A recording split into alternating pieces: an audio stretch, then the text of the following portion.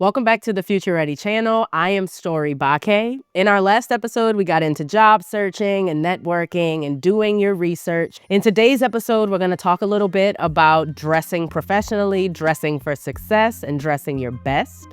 And we're going to talk you through how to present yourself physically as authentic and professional.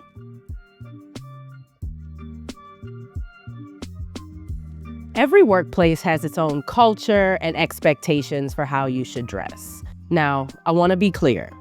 Some companies, some industries have their own uniforms, their own expectations. What we're going to tell you about today is just generally how to dress professionally, how to dress casually in professional settings, and how to dress business casual. Keep in mind that this may not apply to everyone, but we want to make sure you have this information. There are three categories we really want you to know. There's casual, which is your everyday comfort. There's business casual, which is neat, professional, and approachable, but not doing too much. There's also business professional and formal.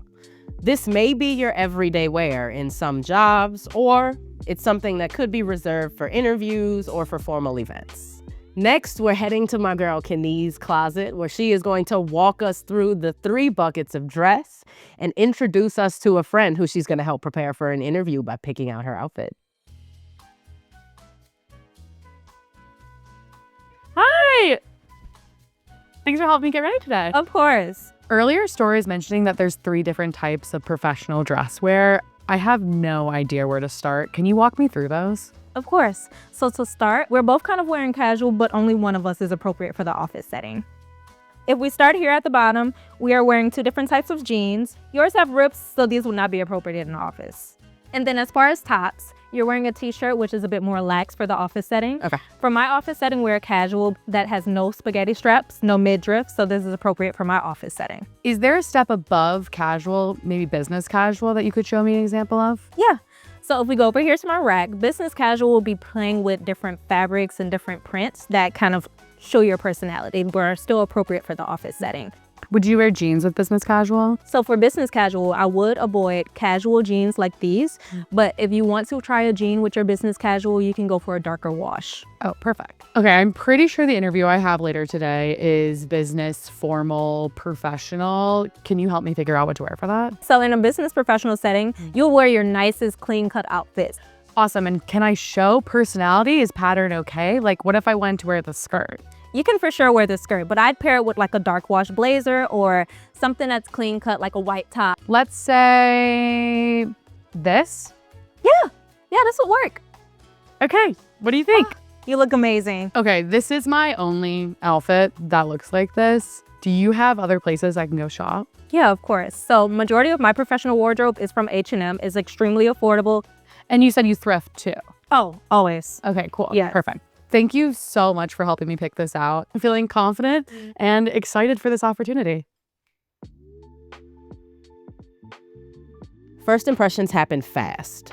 Whether you realize it or not, clothes have a big impact on the way you appear to respect the workplace or your ability to meet the expectations or understand the context. I also want to name professional dress is evolving. Avoid outdated or biased standards like women have to wear skirts and express yourself genuinely while meeting the expectations of the workplace. It's always recommended that you avoid revealing clothing.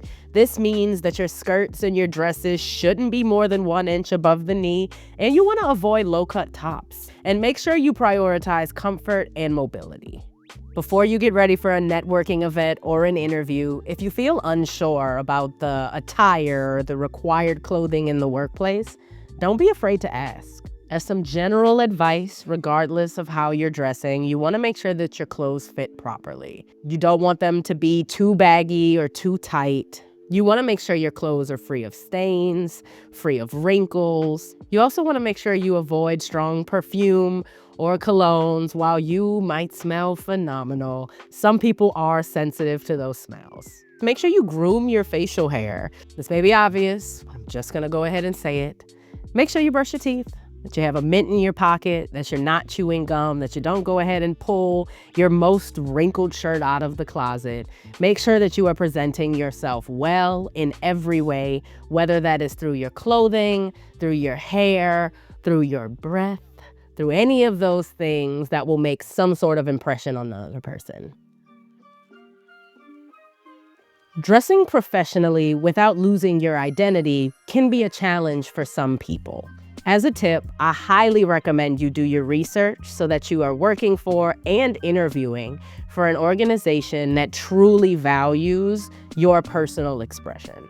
To recap what we talked about in this episode, make sure you're dressed for the occasion. Stay clean, be confident, be comfortable. Let your clothing support your goals, not define them. Something that I've heard and I like to stick to: dress for the job you want, not the job you have. Thank you for joining us on the Future Ready channel. I'm Story Baquet, and I look forward to seeing you for our next episode. Like and subscribe.